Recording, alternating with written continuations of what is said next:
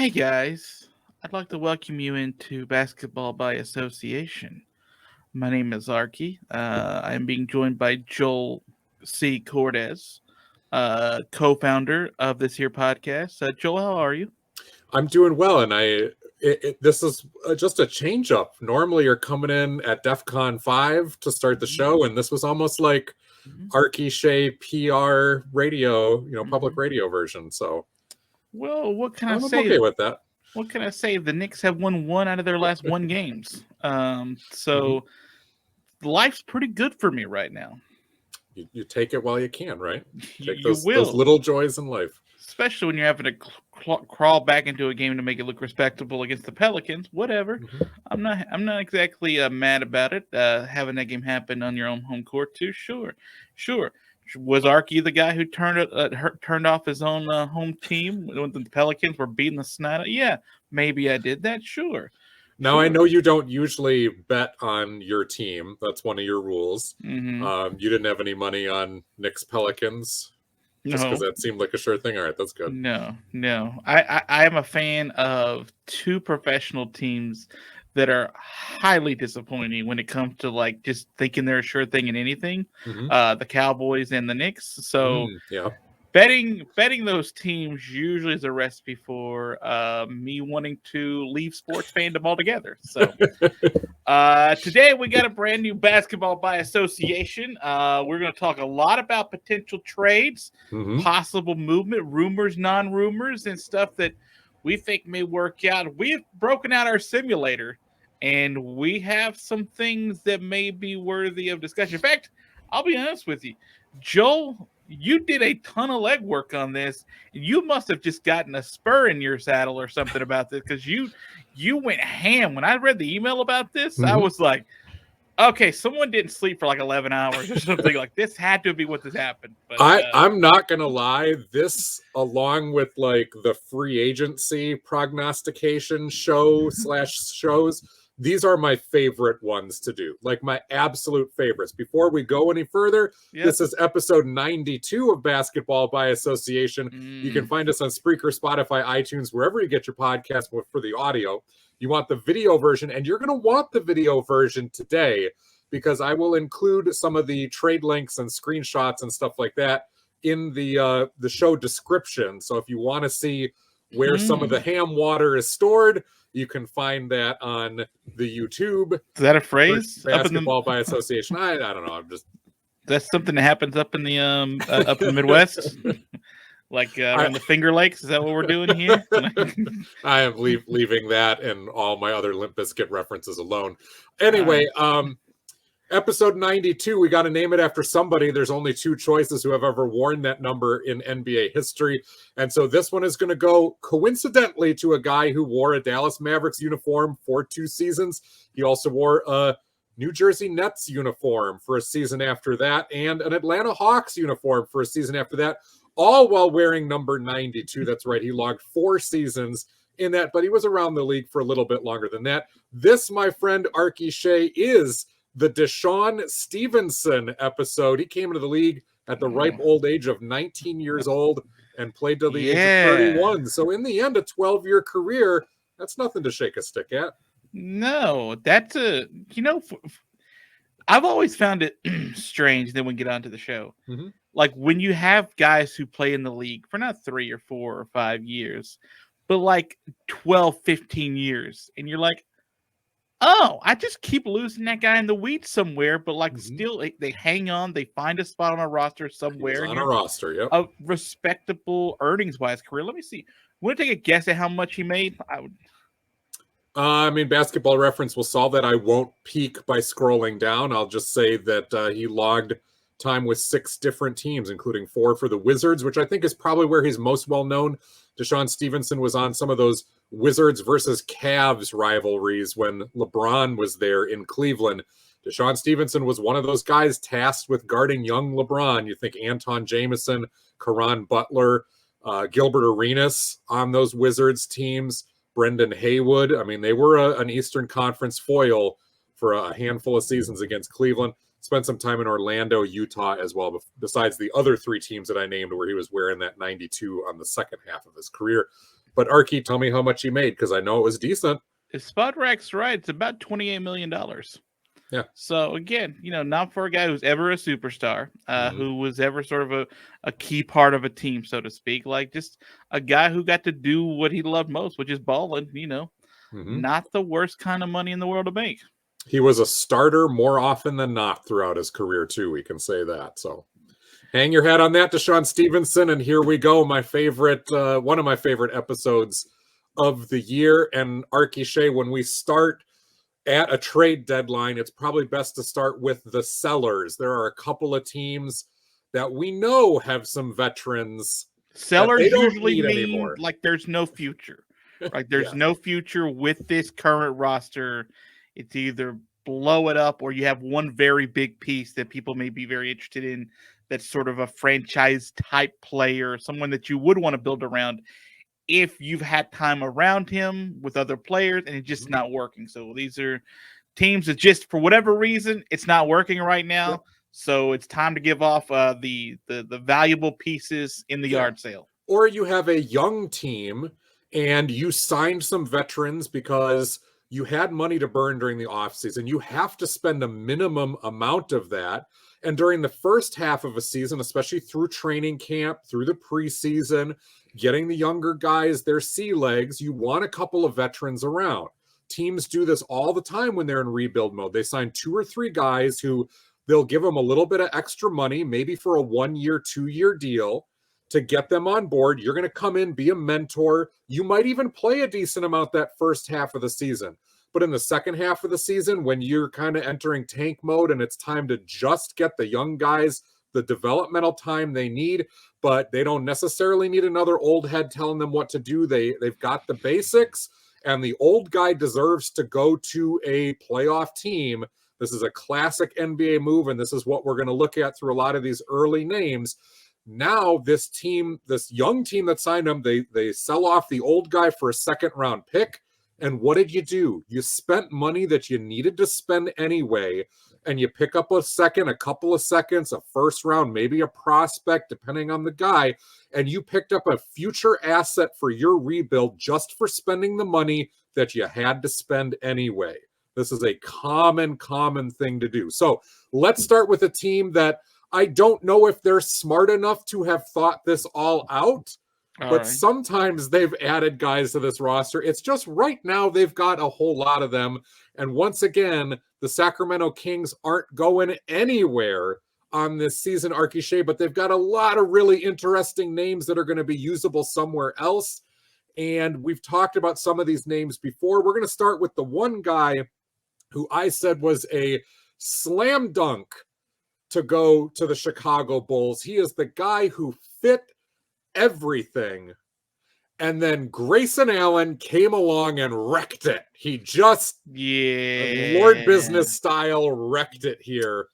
We're talking Harrison Barnes from Sacramento, who he's got a 2-year $20 million deal. That is not ideal to try to move. If Harrison Barnes gets bought out, he's going to have suitors up the wazoo, and the field is open to any playoff team. He would have made perfect sense in Chicago on a buyout. He would have made a decent amount of sense even on a trade, but it gets hard because a lot of Chicago's guys with bigger contracts don't fit this. However, you could have traded Coby White for starters. Coby White, a guy that Chicago drafted pretty high. He's been their backup point guard. And when their backcourt was stocked full, that was fine. But Lonzo Ball just had knee surgery. He's out 4 to 6 weeks. And then Grayson Allen comes around in the cheap shot, which I'll let you talk about for a second, on Alex Caruso, puts Caruso out 6 to 8 weeks. And now suddenly Coby White is needed badly in Chicago, and you can't trade your now starting point guard for a wing who presumably would have come off the bench. Remember, Patrick Williams, who is starting as a rookie, has been out too. And the thing we talked about the Chicago Bulls at the beginning of this season, Arky, Shea, was, tons of top-line talent, really great 7-man rotation. But what happens if the injuries stack up and you get down to 4 or 5 usable guys and the bench is a little shaky? Well, the bench has not been as shaky, but we're down to 4 or 5 no-name guys. and it suddenly cramps the Bulls' ability to trade for Harrison Barnes. Your take on Grayson Allen before we say where HB should go? First of all, here's the thing. That's not a cheap shot. It's a good basketball play. Just trying to keep Alex Caruso from scoring, okay? That's all it is. Grayson Allen got one game. I think he should be nominated for Player of the Year. Not Player of the Year. That's wrong. Just Man of the Year, like Citizen of the Year. Listen, okay. There's not much counterpoint. Grayson Allen for Jack Wagon of the Year, because Grayson Allen, you are a grade A jack wagon. Stop being a tool. You've been doing this since you were at Duke. Yeah, there's not really much to add to that. But I will say it's interesting to sort of see the Bulls, who were inarguably hit the hardest when it came with COVID at the beginning of the surge, month and a half ago or so. And now to have two critical injuries happen so close to each other and so close to a trade deadline in which, like, and in your backcourt at relatively the same position, you know. I was going to add to that, like, and essentially at positions of great import to you at the same part. Here, I've been in love with the Bulls as much as I'm allowed to be as a New York Knicks fan. I've really liked how they have played. All the parts I thought were to go together last year, they didn't. They look better even this year. Obviously, it seems to mesh because it's clearly working. I do actually legitimately feel bad for them, because as much as the Nets have been hampered with, James Harden trying to get back into playing shape, and Kevin Durant having to shoulder the load, and Kyrie Irving not being able to play at all until like the last 30 minutes, it feels like. As much as I feel bad for them, the Bulls have been able to fight through all of their issues and be the preeminent team in the East for the most part throughout this entire part of the season.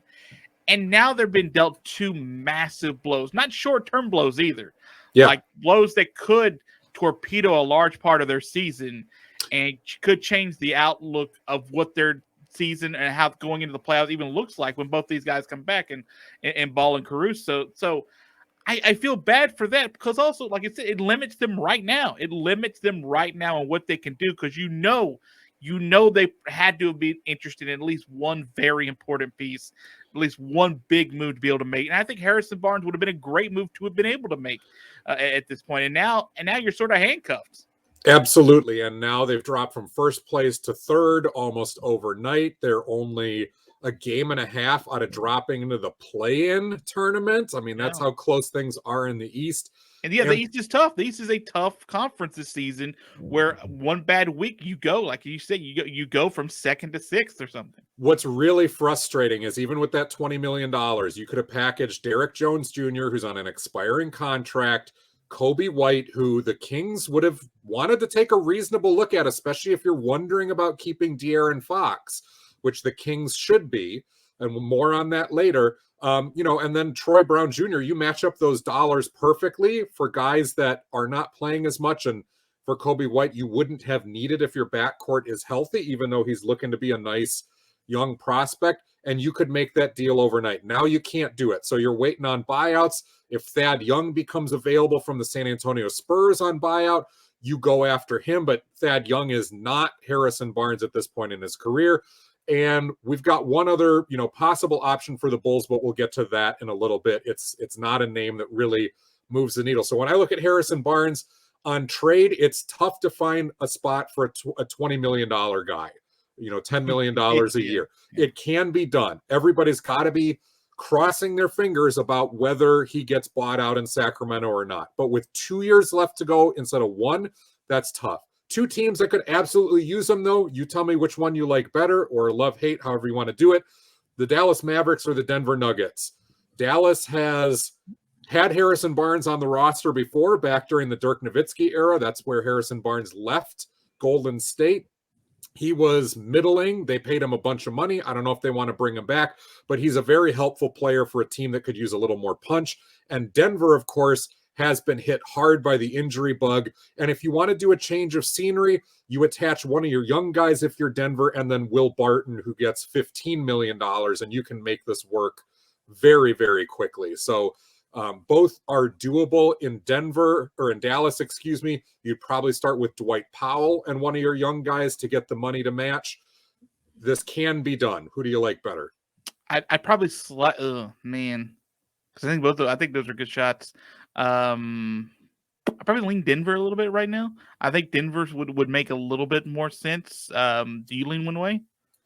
I like Denver because they probably need the help even more. What's interesting in both cases, Harrison Barnes is a guy who is a shot maker. He is not necessarily a shot creator, though he's gotten better at post-ups and fadeaways.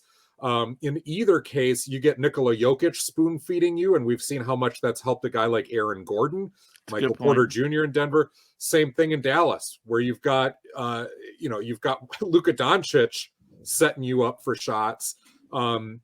So I don't necessarily have a preference. It's just Denver has been hit harder by the injury bug. Dallas has found something lately, but I like the idea of Luka and Kristaps and Harrison Barnes, and then that allows you to move Tim Hardaway Jr. back to the bench, which I think is a better fit for him because his defense is so awful at times that you let him be the spark plug guy in the second unit instead of in the starting lineup, which is where they've needed him. So I could go either way on that one. Let's keep moving down the line. You can tell me if you love or hate. Here's another Sacramento King and a big name formerly. You have a few of them on this list. A former big name, but a tie to LeBron James. And so what do you think of Tristan Thompson to the Los Angeles Lakers, a team that needs some grit, needs some defense, needs some rebounding up front, a guy who knows how to play with LeBron.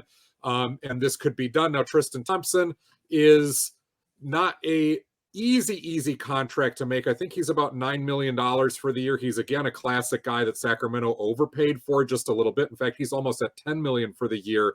But you could build a package if you're the Lakers around Kendrick Nunn. Sekou Doumbouya, who is a prospect who's been bouncing around the league this year, was originally drafted pretty high by Detroit, I believe. And then you assign one of your other centers who's just going to be released by Sacramento, either DeAndre Jordan or Dwight Howard, whichever one you want to get out of the locker room at that point. And you bring Tristan Thompson back and plug him in as a starter in LA. I don't know if it fixes the season, but it addresses a need.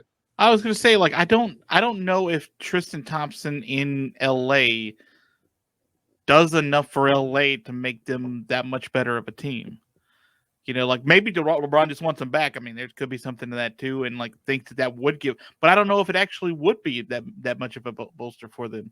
And to basically be done with Kendrick Nunn, the thing I find so fascinating about the Lakers is figuring out, all right, present versus future with LeBron here, there, anywhere. How tethered are you to him So I think that's a mess when it comes to the Lakers and trying to sort of make roster moves. I don't hate the move to LA, if that's what LeBron and all wanted. I just don't know how much he's on an expiring deal as well. I think is the other thing worth mentioning, that if this doesn't work out, it doesn't help your season.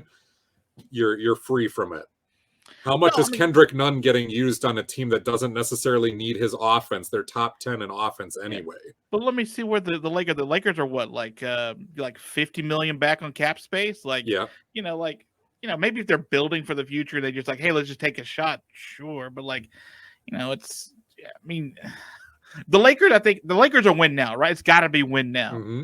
Does Tristan Thompson make a big enough difference for the Lakers? Do you think, where they could compete in the West and then win the West with him and eventually the championship?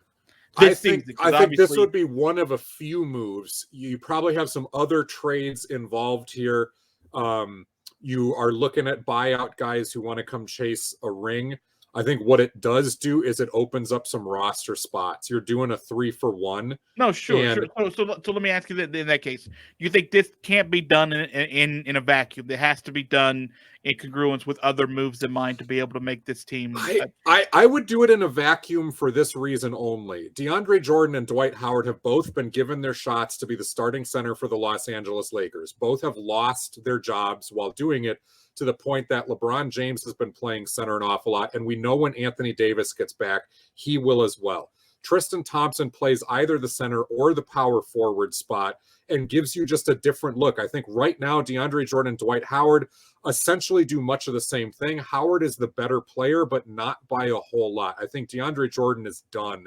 There's no more real tread left on that tire because remember, he lost his job in Brooklyn last year as well. So it's probably time to move on from that. Kendrick Nunn is not helping you. That's at a position you've already got a lot of bodies, whether it's Malik Monk, Wayne Ellington, Avery Bradley, Kent Bazemore are all in that shooting guard type of slot. So you move Nunn and you just get a different look. You get a different guy who's a little grittier, a little more mobile. I think is probably a little better defender than DeAndre Jordan at this point, even though he's not the shot blocker that DJ is. So for me, it's just reshuffling anything in a vacuum. This doesn't change the season, but it does theoretically help more than what you currently have because you've already gone down that road. We're halfway through the season. There's no more upside left to what you see in front of you with the Lakers. What you see is what you get. So you might as well try it if Tristan Thompson is available. And I think he makes a lot more sense in LA than a whole lot of other places where he would probably be able to go and jump on a roster, but not play all that much. So you're saying we've seen the ceiling of DeAndre Jordan and Dwight Howard? You think we've seen their ceiling? We have seen their ceiling. What we don't know is if Anthony Davis comes back and remains healthy, can this go back to being a 5 or 6 seed in the West? Certainly, but when was the last time that we saw Anthony Davis healthy for that extended period of time, especially once he broke down the first time in a season? It always seems to be a nagging thing that then piles up and he's not right. So I want more depth there and more usable depth. Moving on, we've got a couple of other names, a couple of other bigs for the Sacramento Kings up front. Rashaan Holmes is a guy that we're going to get to later. In fact, your Knicks will be involved. There's a little teaser, Arky, Shea. Marvin I'm wearing Bagley. their shirts. All right. It's true. Coming off a huge victory. That's right. One for the that's 1,000. One of the Knicks are only one of I think half the entire league that's won one of their last games. So that's pretty good. It's pretty good. Marvin Bagley was taken with the number 2 pick by Sacramento just a couple of years ago. He is 22 years old. He had an awful hard time getting playing time while Luke Walton was coach. It's improved slightly while Alvin Gentry has been the interim head coach in Sacramento. The Kings have a bad habit of giving up on draft picks too early. They have a long history of failed draft picks recently that they have given up on, De'Aaron Fox notwithstanding. So here is a love or hate. You've got Marvin Bagley kind of wilting on the vine in Sacramento. You've got Christian Wood in Houston, where Wood is a few years older, had that incident this year where he got benched, didn't want to come into the game when he was told to. Guys got upset at him for not acting like the veteran that he was. I called him out for getting his money and not acting the way that he should. This would be a classic 1-for-1 change of scenery type of swap. Bagley being the younger player, I think aligns better with Houston's timeline because they're a few years off. Sacramento, on the other hand, needs, I think, proven guys in order to keep De'Aaron Fox, to say we've got a 20-10 type of player with Christian Wood who maybe doesn't want to go through a full rebuild. Let's put him with a guy like De'Aaron Fox, who is a all-star caliber player, and let's see what these two do together. Is it too early to give up on Bagley and do something like this? Is it stupid for the Rockets to get rid of Christian Wood this early? Love or hate this idea? I hate to be Mr. Controversial, but I'm in the middle on this idea. Okay. I mean, it's clear. I think it's fairly clear. Like, it's not as clear as Tom Thibodeau not wanting to play Kemba Walker by literally not playing him, even when everyone's riddled with COVID. It's clear to me that Sacramento would be happier if Marvin Bagley wasn't on this team. His minutes have gone pretty significantly down this season. He's had spurts where he's played like 30 minutes, but he has spurts where he's played like 8 minutes. I don't think I think a change of scenery for Marvin Bagley is the best thing for Marvin Bagley. I don't know if, where'd you say you were thinking about sending him to the Rockets? Is that what you said? The Rockets for Christian Wood. Yeah. I mean, I could sort of see that working out. I don't know if it worked out necessarily for Christian Wood, but I don't know who wants to play at Sacramento at this point. But I think a change of scenery just to get out from underneath the claws of teams who are just like, just go. Like, just go find somewhere else a home. We don't hate you. It's just, we're not best friends here anymore. Let's just put it that way. So let's just see, like, if you can get a straight 1-for-1, can you 1-for-1 that? Yeah, absolutely.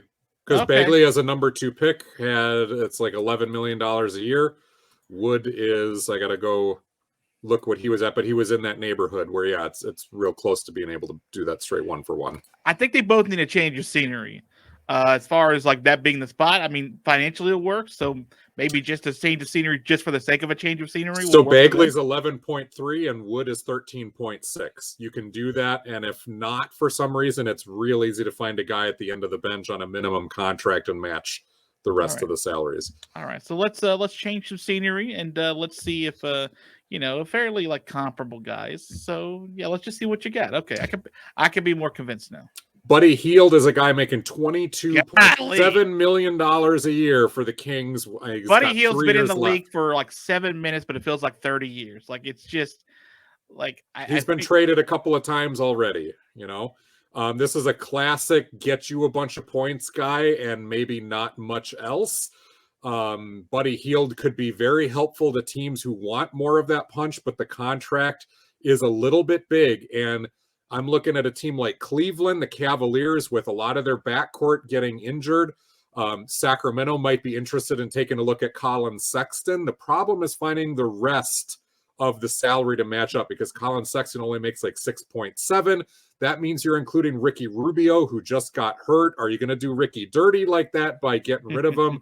Or do you want to try to re-sign Rubio, who is on an expiring contract, re-sign him next year when the knee is healed to again be that mentor, backup point guard type of situation? Or do you go all in? If I'm Cleveland, I might move Rubio because he's not helpful, in what they need right now, and take my chances then in free agency about either getting him. It's been rumored that Rubio might be returning to Spain within the next couple of years anyway. And again, if you're Sacramento, you get out from underneath Hield's giant contract, and you take a look at Colin Sexton, who is a lottery pick very recently, but I think it's been proven now that Darius Garland is the man who's going to be the starting point guard in Cleveland. Other spots for Hield are less palatable. Washington, Portland, some of these other teams that are on the fringe of trying to make the playoffs, but what they give up to get him, does it really move that needle unless you got a straight blow up? Atlanta needs a shot in the arm, but you absolutely cannot play Buddy Hield and Trae Young together in the same backcourt and expect to stop anything at any point. So that just doesn't work. Maybe clearly defense isn't working for you this year. Maybe you just go all in with the bad defense. Like, look, it got the Wizards right last year. Like, they didn't stop anybody. And the Pacers didn't stop anybody. Got to the play-in. I know the Cavs are, I think, like 5th or 6th in the East right now. Right. Is this? Neither Sexton nor Rubio are helping them currently, right? Both guys are injured for the rest of the year. Yeah, but my question was going to be, how much time's left on Rubio's? Not Rubio, but Hield's contract? Hield has 3 years left counting this season. So you're not making this move just for this year, which makes me a little more comfortable with it. Because normally I would say, listen, isn't this year so far been kind of a shot in the arm to the franchise you weren't expecting? Mm-hmm. Like, you weren't expecting to be more than just. So don't be just buyers for the sake of buying, but who would you be willing to part with? I mean, if you got to do Rubio a little dirty, but would Sacramento, knowing that Rubio may be wanting to go after his contract to Spain, would that make it harder for them to sort of want to take him on? No, because I think, again, this isn't about Rubio at all. It's about moving the money, right, getting out from under it, and then taking that look at Colin Sexton. No, but that's what I'm saying. Like, you would we need what? There's 2 more years for Rubio, is that right? Nope. This is the last year. This is the last year. Okay. Yeah. Okay. So all expiring contract. He took a 1-year deal essentially. I thought it was 2. I thought it was 3 last year, but it was 1 is okay. Yeah, I could. Man. I like the core of what's starting to show up there for Cleveland. I don't think it hurts you if you bring him on. They do, they need 3-point shooting where they can get it. Kevin Love and Lauri Markkanen hit threes. Darius Garland can hit threes, but the rest of the roster it doesn't stretch you far enough. No, you're right. Like they need to widen defenses, especially to let those bigs operate. They're running 3 bigs at a time. I don't hate this. I don't hate this. Yeah, sorry, Ricky. I guess we got to move you.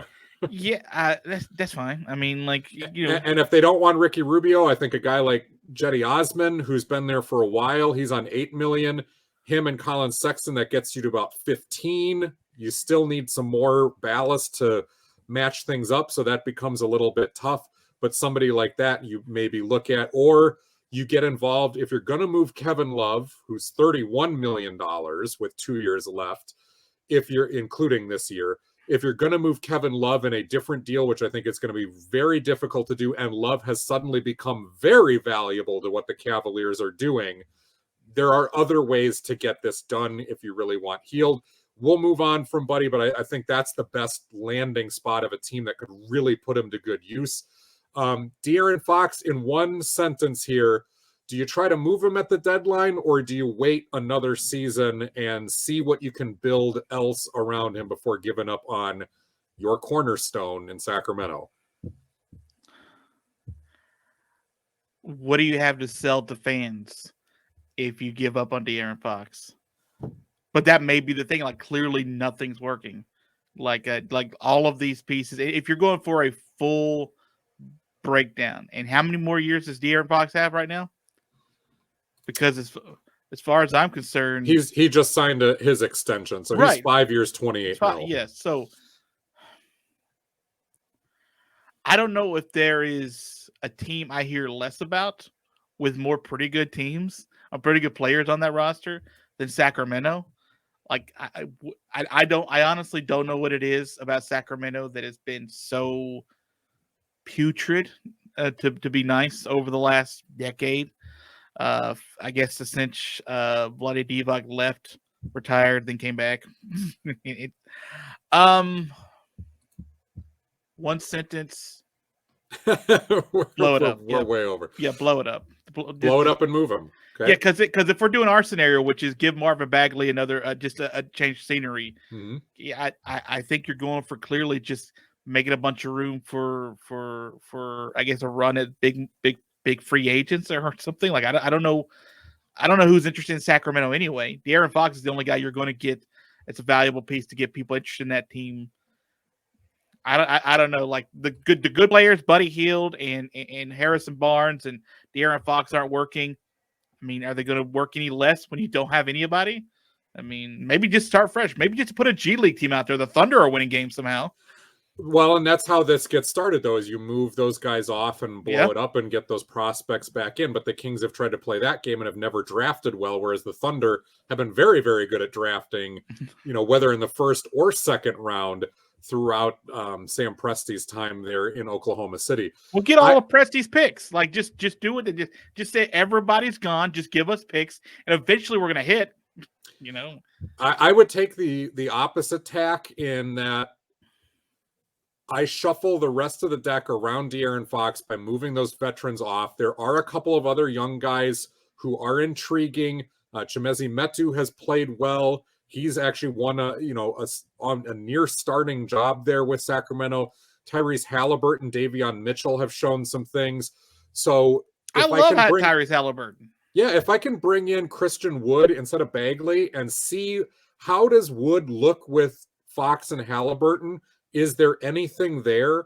How does Metu fit in as moving into a backup role again? And I get a couple of other pieces, whether they be picks or just young prospects, out of blowing up the rest of it. I do that for this year, and then I look at moving Fox either next season or at the end of next season. That's a similar take I'm going to use with another very well-known point guard who we'll get to in a little bit. Couple of other guys. We'll move away from the Kings now because we've spent way too much time with them. But they've got the show on the Kings. They've got players though that are going to help a playoff team if you can pry them away. Oklahoma City, a team that you just mentioned, super young. They've got a couple of veterans who will be helpful, but not in a needle-moving way, in a depth sort of way. A guy like Derek Favors, former starting center in the league.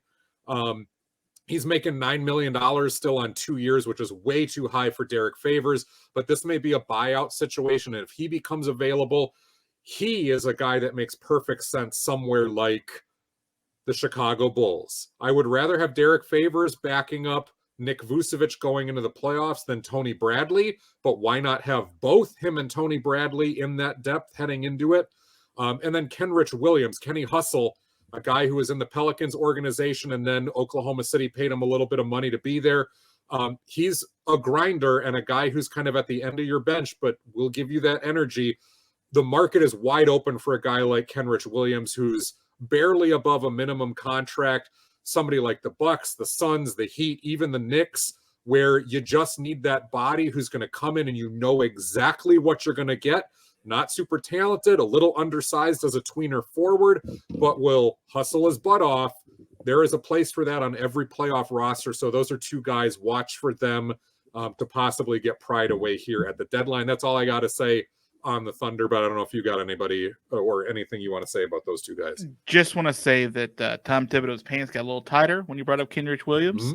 He's the prototypical, I think, absolutely Tom Thibodeau absolutely player. So if somehow the Knicks were able to add that guy on the roster, Tom Thibodeau would probably start him probably a point guard for some reason. Like he would love him that much. Plus the Knicks need a point guard that isn't Kemba. So anybody other than Kemba.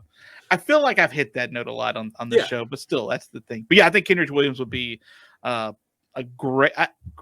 I think it would be a good addition for the Knicks bench. And Tom Thibodeau would love having a guy like that on the roster. And he would be for any of those aforementioned teams as well that could just use another depth guy up front.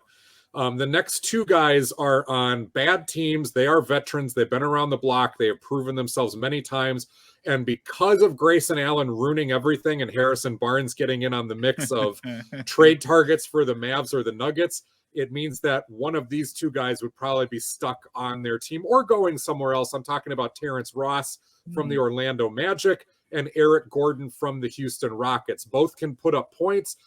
Eric Gordon, more of like a pure shooter, a little bit older, a little less athletic. He's also making $18 million a year with a 3-year contract left to go. That's going to be difficult to move Eric Gordon.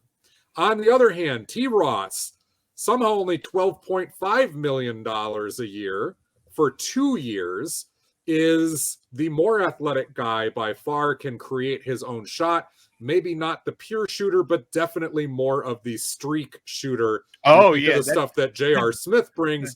They call him, what is it? The Human Torch is Terrence Ross. So that's a guy that I think maybe if I'm Dallas or Denver, Dallas would be perfect. I'm looking at T. Ross even more than Harrison Barnes, who's kind of a steady Eddie, do a little bit of everything type of guy, whereas Ross is a strict bucket getter. Yeah, I if I'm Dallas, I would love Terrence Ross on my team. Me too.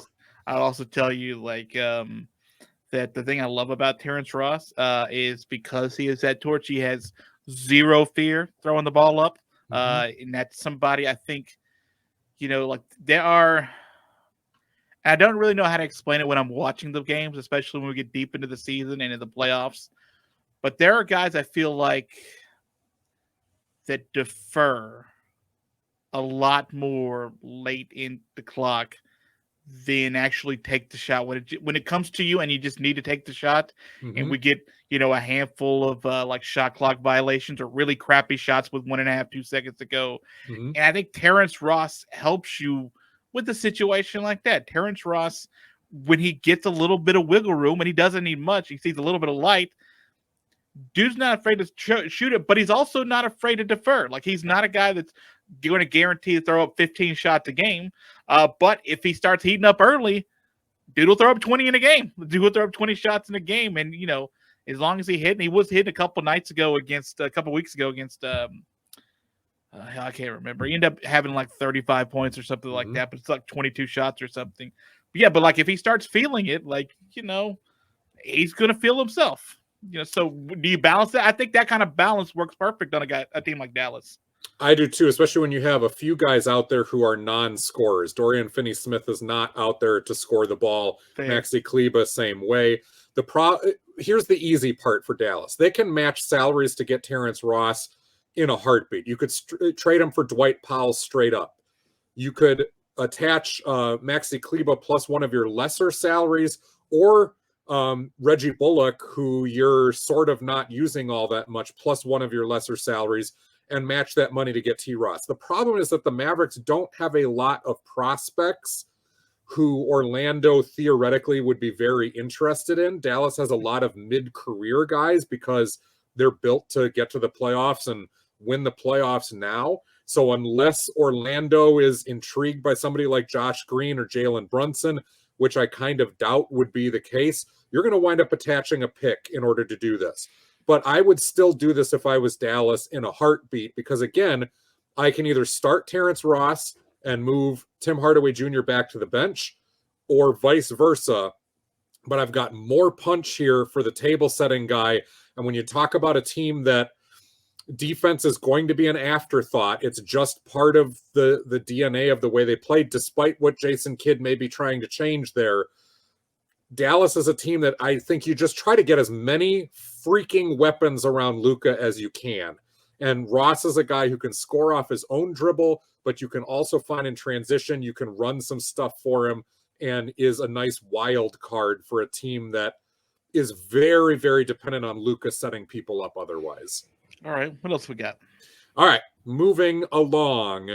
So Eric Gordon, sorry, you lost on your musical chairs and you're stuck in Houston. Your contract is just too big. It's the way it is. Another bad team with a couple of veterans that we got to sell off. Both of these could be very intriguing. Kelly Olynyk was signed by the Detroit Pistons. Yeah, the big honky looking dude. And he's been injured. He played at the beginning of the season, didn't do much. I think a guy like that, perfect if it's a buyout situation, matching the money a little bit more difficult. Perfect for Kelly Olynyk to wind up in Milwaukee, where you've got Giannis to be able to cover you defensively. You're looking for other options who can score the basketball a little bit, but Olynyk, not a terrible rebounder and a very, very underrated passer. And let's not forget that in Milwaukee, Brook Lopez has still not played since the very beginning of the season. And you've been trotting out Bobby Portis, who has done phenomenally in that starting lineup, but they're a little bit shallow up front. And when Brook Lopez comes back, I'm not sure that exactly changes. So to be able to get a body like Olynyk, he's making $12.1 million a year. You could, if you have proven that, you don't need Lopez, you could trade Olynyk for Lopez, and you'd have to attach a pick or a prospect in order to do that. But I'm intrigued there because Olynyk provides you some of the shooting that Lopez does, just not the shot blocking. Brook Lopez has been very, very underrated as a shot blocker, but dude has not played. Yeah, so people can't see this at home, but Kelly Olynyk, I don't care about. Let's get to this next one. Because this one, it features your team. And I feel like you had a little bit of fun playing around with the numbers on this one. So, Joe, who do you have your Minnesota Timberwolves getting in this successful trade? Well, and we will put the screenshots of these so you can see how the numbers work out and all that stuff. We'll put that on YouTube when you come over and see the video there down in the comment section. We'll send the links to all that stuff. Jerami Grant on Detroit is a big name right now, floating around where every single team seems to be rumored for Jerami Grant. 2 years, $20 million, and he has proven that he is absolutely worth it with the Pistons. Not a great rebounder, but can shoot, can score, excellent shot blocker. He was very, very underrated with the Oklahoma City Thunder a couple years ago and the Denver Nuggets before that, and that's how he got his money. Minnesota, we've been talking about an upgrade with them off and on at the power forward spot, where they've got a couple of really intriguing prospects in Jared Vanderbilt and Jaden McDaniels. You got to see both of those guys firsthand the other night when the Wolves edged out the Knicks, just barely. And Ben Simmons was a name that keeps coming up with Philadelphia. I think if that's still on the table, I'm willing to roll the dice on that. I would rather not get rid of Vanderbilt and McDaniels, but one of the two just fine. And I think McDaniels while less NBA ready than Jared Vanderbilt, is absolutely the more attractive prospect to a lot of teams because of his shooting ability, the freakish athleticism and length that kid has, and the ability, again, to knock down a three while also running the floor and shot blocking. He is someday what Jerami Grant is right now. And the big thing is he's on a 3-year, $2 million per season deal. So if you're the Pistons and you're not ready to win anytime soon, Jaden McDaniels makes sense with your timeline more than Jerami Grant, who's probably going to get poached away on his next contract anyway. So you get McDaniels, you get Josh Okogie, who's on an expiring deal, but was a lottery pick by the Wolves just a couple seasons ago. You take a look at Josh Okogie as a defender, another young guy, maybe a replacement for Josh Jackson at the same type of backup forward position. And then in order to balance the money out, you get the 1-year, $13 million expiring contract from Tayshaun Prince, another solid veteran to help you as you wrap up a losing season in Detroit. If you're Minnesota, you are doing this because, well, you got an NBA-ready 20-point-per-game scorer to add to the 3 that you already have, but Jerami Grant, a very solid defender, and you keep Jared Vanderbilt, who is your rebounder and shot blocker, now coming off the bench, or you bring Jerami Grant off the bench, whatever it is a win-now sort of move for the Wolves, who don't look now, are just outside of the 6th seed and making a big push, feeling good about themselves. They've won 7 of the last 10. To me, this is the type of deal you do. And if you got to attach a pick for it to Detroit, you do that. So no one messages me about this, like I've been messaging me before. I know Joel meant Torian Prince and not Tayshaun Prince. So my bad. Everybody, yep. Everyone knows Tayshaun's been gone for a minute. He's not that dumb. Clearly, as you've heard him talk about this. Freudian slip when we're talking about the Pistons and a Prince going there. Exactly. I was about to say, like, when the Pistons are involved and a T Prince comes up on the screen, who do you think of? Love it or hate it? Do you pull the trigger? And then we got a couple of big trades to get to here and 15 minutes to do it. Yeah, very brief here. I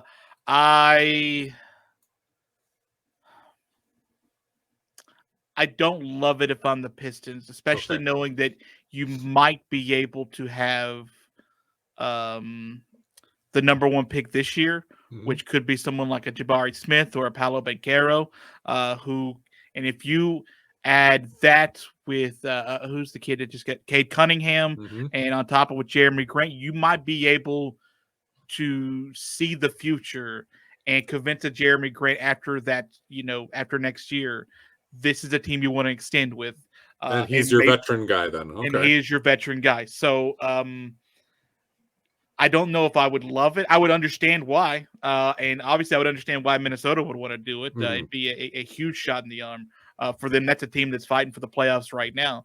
And you get Jerami Grant, that's probably a place you can get him to stay on board. And if you're Detroit, that's a pretty good little package, right? That's a pretty good little package for a guy who's going to be, gone in a year and a half anyway, probably. And the question is, can you get better? There's going to be other teams hunting Jerami Grant. You're going to have a lot of offers. Some of the names out there, like New York and LA, who get thrown onto every big name, do not have the type of prospects to offer in exchange for him. But somebody like Charlotte or Atlanta that comes calling, that may change things. And so there may be a better offer than Minnesota's potentially that comes on the table. But yeah, I think this is a good deal for either team. Now it's time to go and get out some dynamite sticks, Arky Shea, because we got to blow some things up. There's a couple of teams here on the back end of this show. This is where we get to the real good stuff, the meat and potatoes. It ain't working in Portland. It ain't working in Indiana. They've made some coaching changes. So naturally, they're trade allies. They are trade allies for a couple of different reasons, and this is some multi-step stuff. So when you hear these deals, folks, and again, I'm going to give you the screenshots or the trade links when you find it on YouTube, keep in mind that what we're about to get to is part of a couple of sticks of dynamite to blow this bad boy up. All right. Portland and Indiana. Essentially, this boils down to Domantas Sabonis going to the Blazers, Yusuf Nurkic going to the Pacers. You throw in Larry Nance Jr. and Nasir Little also going to Indiana. It's Little that they want.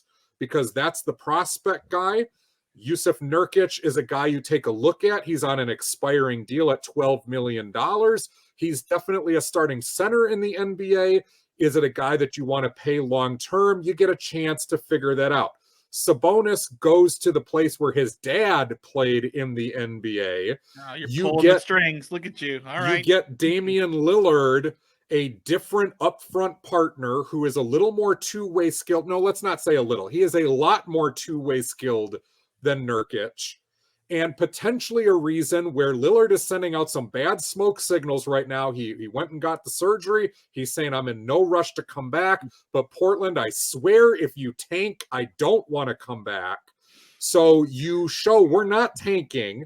We're bringing Lillard. It's just like, and if you're Portland, you're just like, God, what do you can't have everything.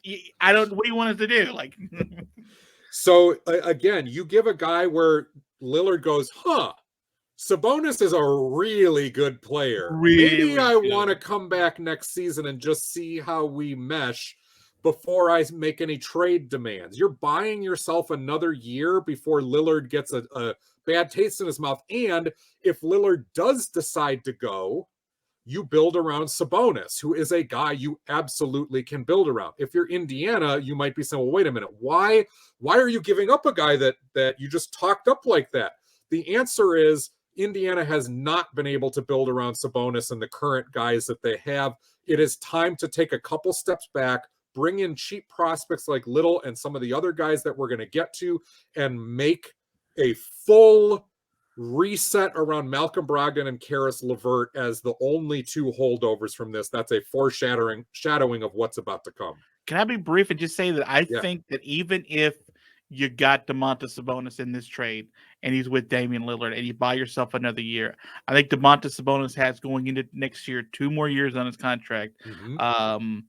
Then you get the half a year or year with Damian Lillard. Mm-hmm. That's a guy that either you can make a decision that you just want to move him away, get some collateral for. He's going to be wanted.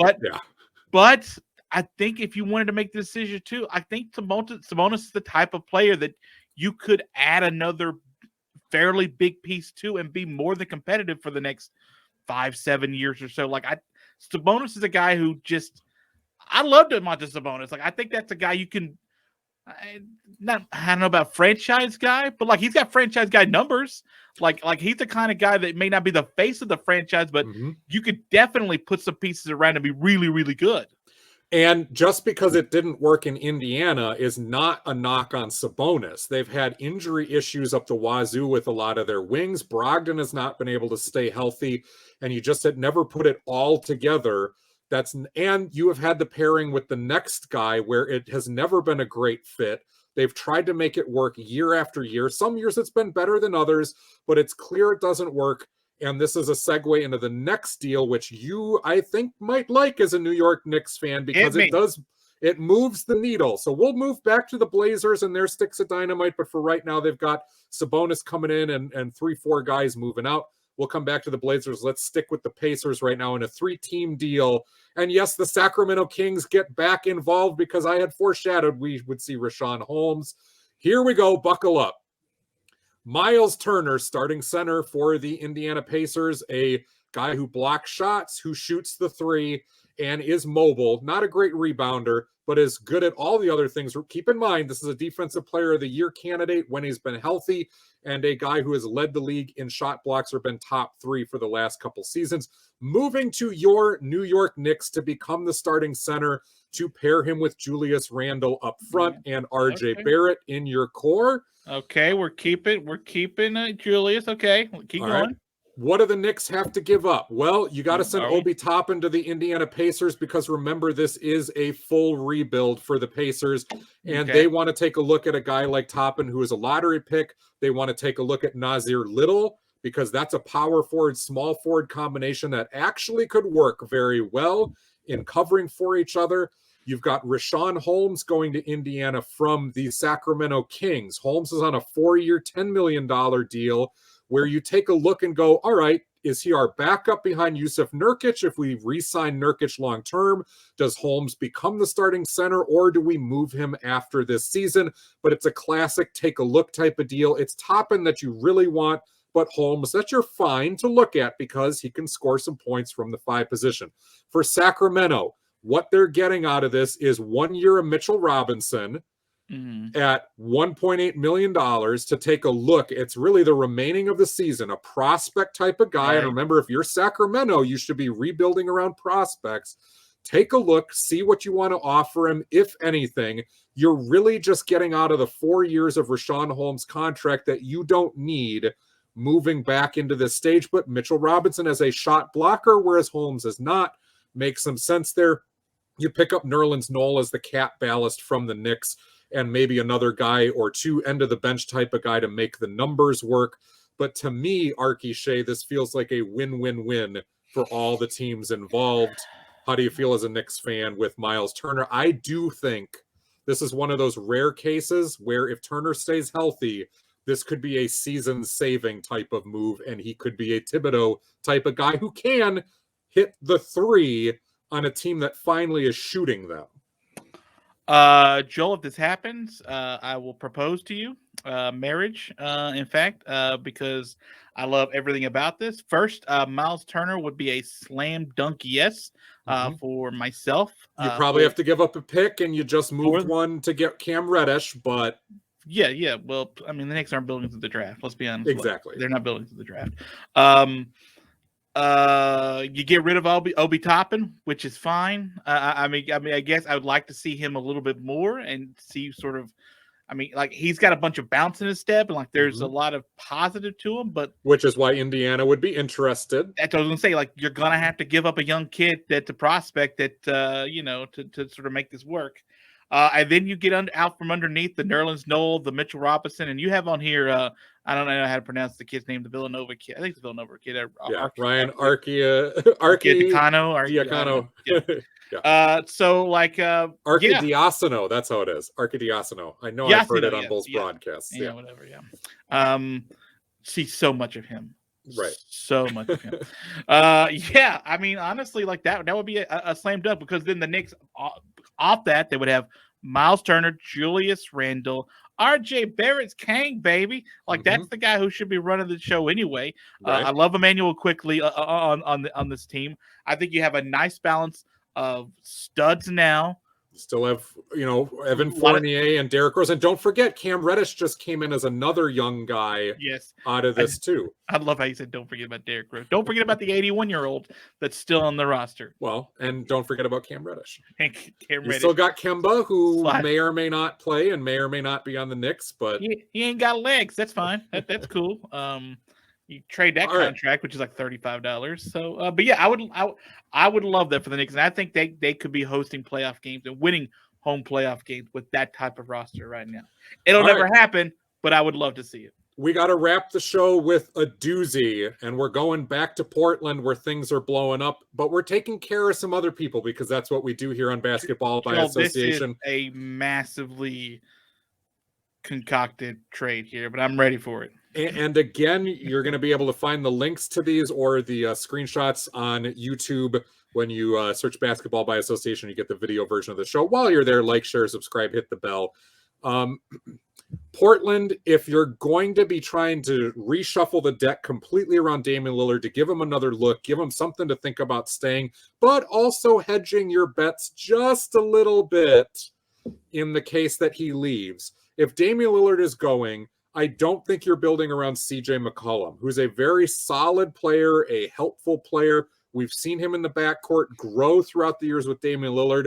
But if you're building around Sabonis, McCollum could stay there, but I would rather really reshuffle the deck because you don't know if you're keeping Sabonis long-term either. So here's what we're doing. It's a 3-team deal. The Atlanta Hawks need a shot in the arm badly. The Boston Celtics, we go back and forth all the time with everybody about whether the Jaylen Brown, Jason Tatum tandem is going to work. This here, foreshadowing, is an answer that they decide to split up the tandem. So here's what we're doing. CJ McCollum Going to the Boston Celtics from the Portland Trailblazers. Boston also receives John Collins from the Atlanta Hawks. Oh, remember that Collins got signed to that big deal, got his bag of money. Yeah. Whether his fit with Trae Young is really simpatico, we're not sure. But now in Boston, you're getting CJ, you're getting John Collins in there, and you're moving some pieces that you don't necessarily need, except you're also moving Jaylen Brown as part of this. So it is a deck shuffle. You're essentially splitting Jaylen Brown into 2 starting caliber near all-stars and letting this be Jason Tatum's team. I think that's probably a good idea. If I were the Celtics, I'd choose Tatum too. And you don't have to get rid of Marcus Smart. That's the other sneaky spot of this is now your starting lineup, Marcus Smart, CJ McCollum, Jason Tatum, John Collins, and Robert Williams III. Remember how the Boston Celtics keep having balance problems with their starting lineups and with their bench? That problem is solved because you split your all-star into 2. Thank you, and you're welcome, Boston. For Atlanta, they're picking up Jaylen Brown and then Robert Covington coming over on his expiring $13 million deal from Portland. So the Atlanta Hawks, we're going to get to a couple of the other youngsters that they're sending out in addition to John Collins. You are getting a true 2-way guy and an all-star to put next to Trae Young. No more of this Trae Young and friends where you've got a lot of supporting guys around him. You have your 1-2 punch, and Jaylen Brown is the guy that covers what Trae Young does not. Plus, you get another very helpful wing defender in Robert Covington, who's not going to make anywhere near $13 million next season if you're able to re-sign him. Remember, he's expiring. Portland, what did they do in moving CJ McCollum and Robert Covington? They are shuffling the deck around some younger guys. DeAndre Hunter comes in from Atlanta. Lottery pick prospect, potential 2-way guy, potential building block. We still don't know yet, but that's what Portland's willing to take a look at. Absolutely could be a starter. You get Onyeka Okongwu, a guy who's been lighting it up in his limited minutes with Atlanta. That is a guy that you can have back up Sabonis at the 4 or 5 position or start together with him up front, depending on how you want to work this. So 2 prospects. You take a look at Dennis Schroeder, who comes in from Boston. Schroeder's on an expiring contract. Does he become part of your rebuild? How weird is that?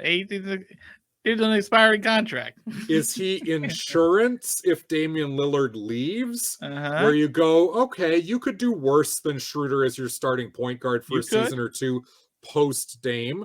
And then Josh Richardson is the cap ballast. He's on 2 years. He has been nowhere near the player that he was in Miami, and he's proven that now at multiple stops. But a guy that, again, you work for the money, and he's going to be in your rotation at least, and you're going to need guys to plug, some of those spots. So again, this is a doozy, but if you're Portland, now you're looking at a starting lineup of Damian Lillard, if he comes back, Anthony Simons at the 2, Norman Powell, who stays there, DeAndre Hunter, and then Sabonis. In your backup, you've got Dennis Schroeder, you've got McConnell, who came over from the Pacers at the point guard spot. He's another insurance type of guy if Lillard goes. You've got Richardson, you've got Okongwu in your current guys. If you're the Knicks, your starting lineup looking Kemba Walker if he plays. Otherwise, it's Rose or Quickly at the point guard. You've got Fournier and Burks at the shooting guard. RJ Barrett, Cam Reddish as your 3. Julius Randle and question mark. You're going to have to sign somebody after moving a lot of your upfront. And then you've got Turner and Taj at your 5. Pacers in their rebuild. It's looking nice. I actually really like this. Malcolm Brogdon, Karis LeVert, Nasir Little, Obi Toppin, and Nurkic up front. You've got Chris Duarte still. You've got Larry Nance Jr., who came in, and Rashaan Holmes off your bench. And if you're the Hawks, you're looking at Trae Young in your starting lineup, Bogdan Bogdanovic, Kevin Huerter, Jaylen Brown, and Clint Capella. Did I just solve all of these teams' problems? I think I did. Arky, Shea, what do you think? And more importantly, folks, in the comments section, what do you think? Do you love these deals? Do you hate them? Am I insane? I love to hear what people think about it, but I'm geeked for all of these because, again, these are teams that need to do something. The status quo is not working, and I feel like I addressed everything they needed. You made my competition harder with the Hawks and the Celtics. I really like the Celtics move. I think you got to split up. Like, if you're not getting rid of Marcus Smart, and I feel like they're really hesitant to give up Marcus Smart for good reason. I think he's the Draymond Green type of like secret heartbeat, to that roster, right? Right, I can sort of see that. Like, if you're not going to give up Marcus Smart, and I could see you can tell the hesitancy to even sort of broach the idea with the team.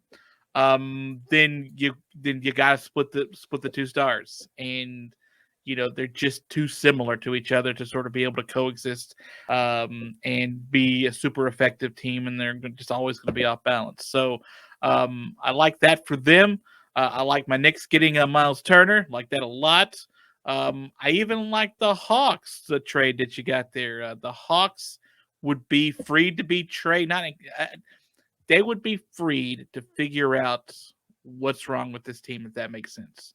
Like, you bring in a defensive guy. Like, Collins is not a defensive guy, and you can start Jaylen Brown as your undersized forward, so you're going to go small. Since he got paid. So, yeah, you got a chance now to sort of reinvigorate and reinvent yourself the last 35 games or so, 35 games of the season, and you have a good chance. Do you have with a bona fide all-star?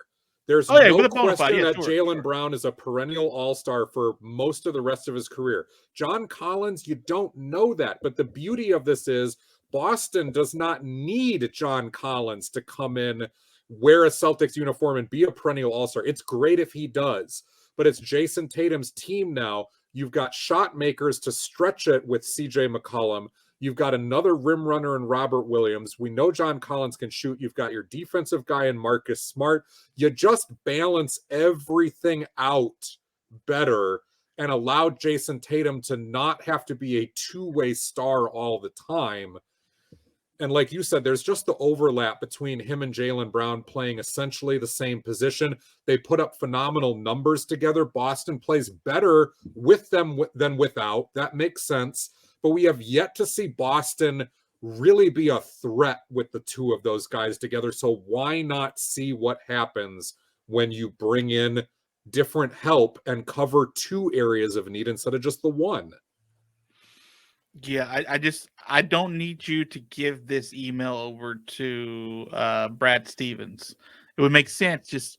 I don't need the Celtics all of a sudden to be good again. And the Hawks at this point, I've given up on them the season, so I would expect them not to take your advice on this and actually get better, which would be good for them. But I will be passing this information along to James Dolan, though. I think that he knows the right people to get it to. You have to pass it along to members of the Eagles first if you want to get it to Jimmy Jam. Well, if I can get them to do it in like a special recording, it'll be great. Well, folks, tell us how you think we did in the NBA trade prospect special. How Joel did. Joel gets a major pant tightener situation for situations like this. And I love it. I love seeing all these. This was phenomenal. Like, this must have taken a month. This was about an hour. I love this stuff. And there's stuff we didn't even talk about here. Listen, whatever, man. Listen, this is maybe our podcast should just be this. I mean, it doesn't sound like you hate it. It doesn't sound like you hate it. I'm not turning that down. Yeah, we'll definitely do this again, but I'm interested to see what people think in the comments section. Again, if you're on the audio version, you're just listening, you don't need to see the stuff. Tell us on Spreaker, Spotify, iTunes, wherever you get your podcasts. Let us know what you think about these deals. Arky, Shea, where can they find you on Twitter if they want to find you that way? I'm not on Twitter, but they might want to engage you on some of this stuff. I'm at bigbuttmagoo.net on Twitter. You can find me wherever you find me. I'm not hard to find. All right. Arky Shea is out there, people. This has been episode 92, the Desean Stevenson episode. And like Desean, we came in, we did work. We didn't make a big deal about it, but we got the job done. Arky Shea, it's been fun. I'm looking forward to next week already. All right. More trade talks. That's what we're going to talk about. Joel, thank you, sir. And God bless.